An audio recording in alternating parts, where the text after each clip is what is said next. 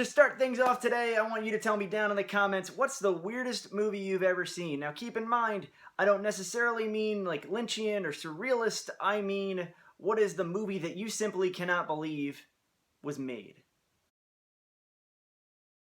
Hi there, I'm Adam Caesar. Welcome back to Project Black T-Shirt. Today we're going to be talking about two new release Blu-rays. They are archival releases coming from AGFA, the American Genre Film Archive. It's a brand new label.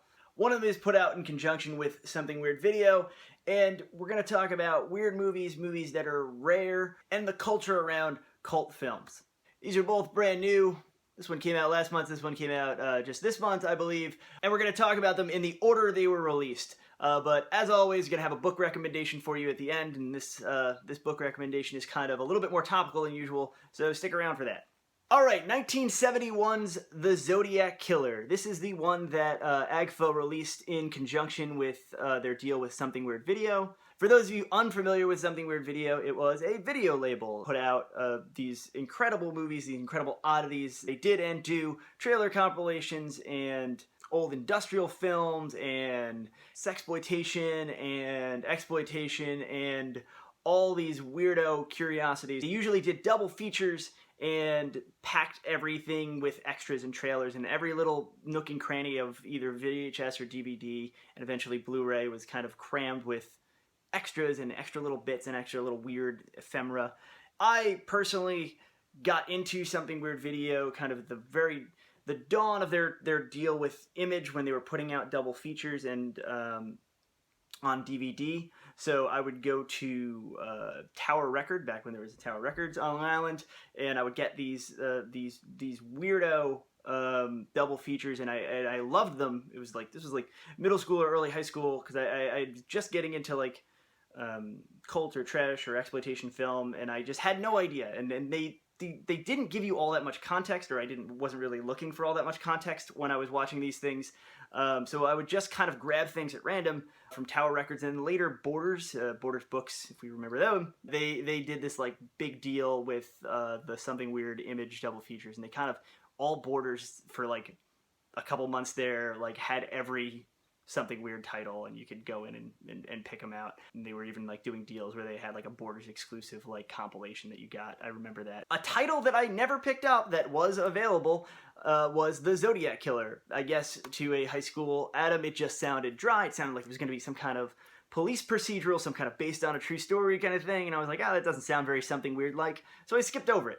That AGFA picked this as their inaugural release made me think, oh, I should clearly reappraise The Zodiac Killer. The Zodiac Killer is one of those movies that, while the movie is incredibly entertaining in and of itself, especially if you are a fan of this kind of picture, the story behind it is even more interesting than the movie. And that's kind of the highlight of this disc. That's the real reason to get this disc, I think. I think the movie is delightful and wonderful, and you'll have a great time with a little 70-minute movie shot on 16 millimeter. And the print here that they have looks really good for being the only print there is. But the director, Tom Hansen, didn't set out to be in the film industry. He was a guy that owned a chain of pizza restaurants, and then with that money from the pizza restaurants, and I'm paraphrasing here, but he made The Zodiac Killer in an attempt to catch the actual Zodiac Killer while the crimes were happening. So this is a movie where for the first 15 minutes, my only real familiarity with the Zodiac case being the David Fincher film Zodiac, I'm sitting there kind of trying to engage with it like it's going to be a docudrama, like it's going to be kind of a based on reality thing. And as things are getting, like, as the body count is piling up, as things are getting a little bit more outlandish, as they clearly name, they make the Zodiac Killer a named character when they didn't know who the Zodiac Killer was.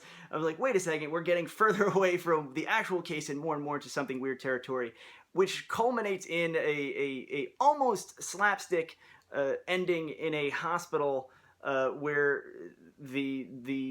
our killer is like kind of gleefully messing with patients who are in traction and stuff like that, and pushing people down hills who are in gurneys. It's nuts. And then it has this final kind of monologue of like, basically the idea of you pass a killer every day and you don't even know it. Fun, fun, fun, and I just told you the ending, but that will not spoil it whatsoever. If that sounds like your kind of thing, if you like that kind of early 70s slice of life, lots of, like, there's a cool scene in the bar here, lots of interesting style, including some interesting toupees. If you like that aesthetic, Zodiac Killer is a definite pickup for you. If you're not so much into it, if you're new to something weird, it still might be a nice introduction to the breadth of the catalog, because you do get an extra feature on here. You do get another Son of Sam, which also is kind of a quasi based on a true story, but not at all, slasher picture with a lot of characters, long shots of them walking and driving boats and stuff.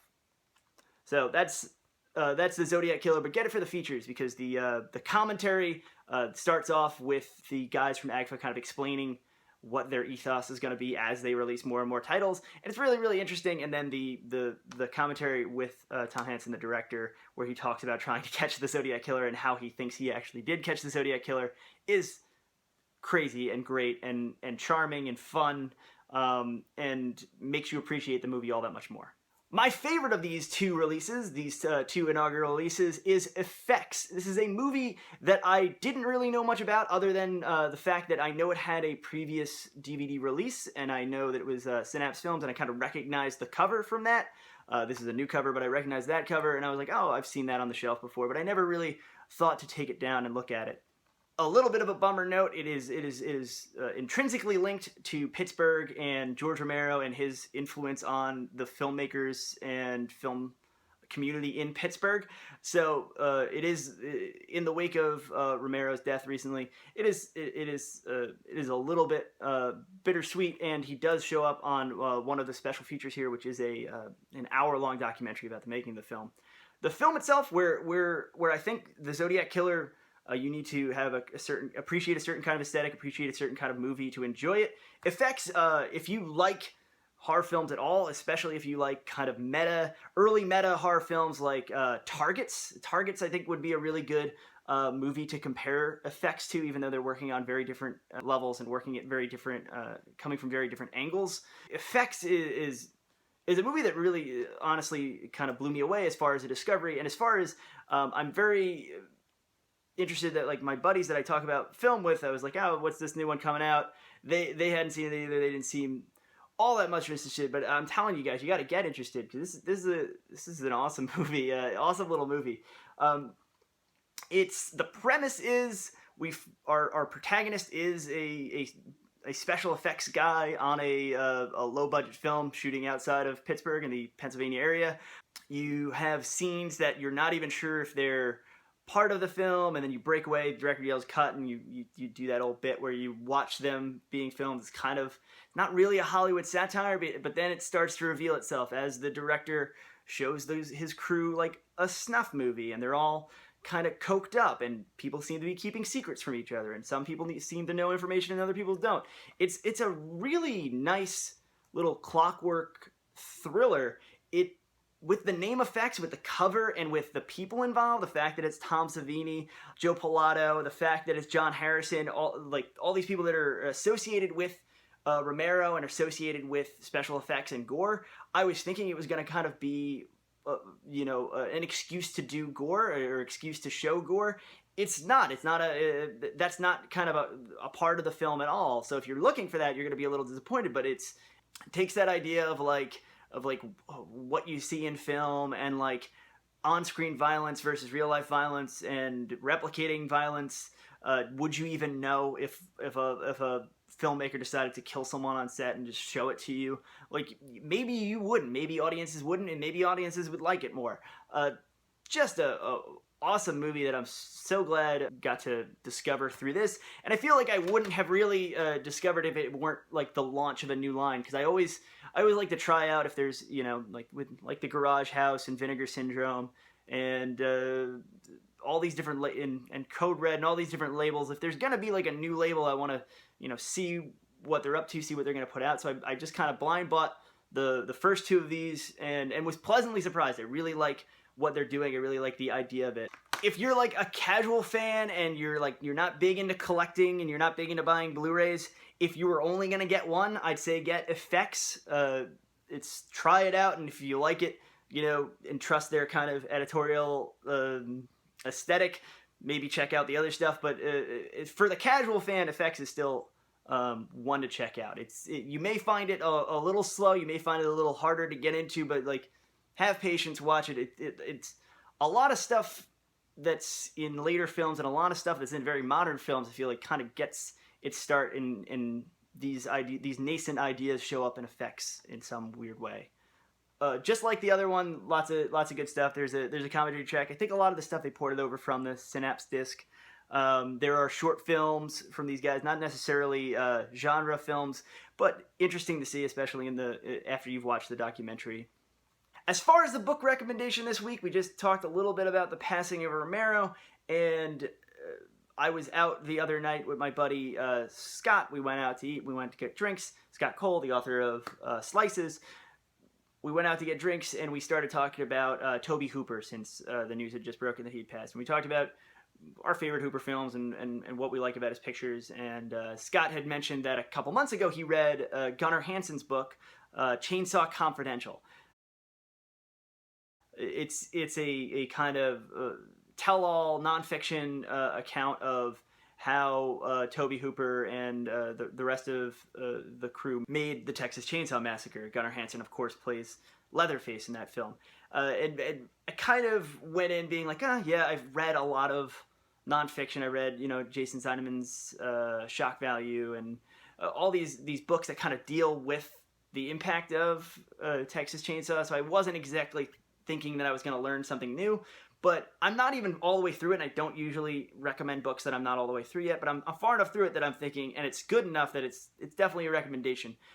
Gunnar Hansen talks about, like, he interviewed basically, like, everyone involved, and he got all these little quote snippets from them, and he talks about, up front, he talks about, like, how the malleability of people's memories and how things change and how things kind of get blown out of proportion to become, like, urban legend. It's a very kind of, like, sober, clear-eyed, I'm going to present all sides of this look at the film, and he goes through the film in chronological order and basically talks about how it was made and all the people involved.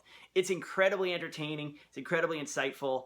Definitely pick it up. I haven't watched the movie in a few years, but I feel like it's one of those pictures that I've like internalized. So I was like, I don't know if I need to if I need to watch it before I read. But as I'm reading it, I'm like, oh well, I definitely got to watch it at the end just so I can kind of enjoy this whole story he's told me with the new context of hearing about how it was made. Really, really, really good book. Chainsaw Confidential by Gunnar Hansen. That's it for today.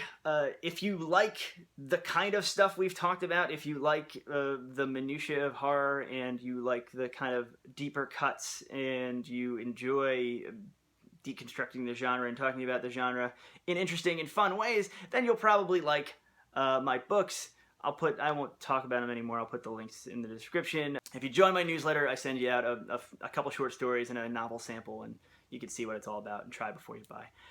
If you like this video, please hit like. If you really like this video, please consider checking out my others and then subscribing. I've got a little bit of something for everyone. I always try to do at least one movie review and one book recommendation. I've been Adam Caesar. This is Project Black T-Shirt. Have a great day.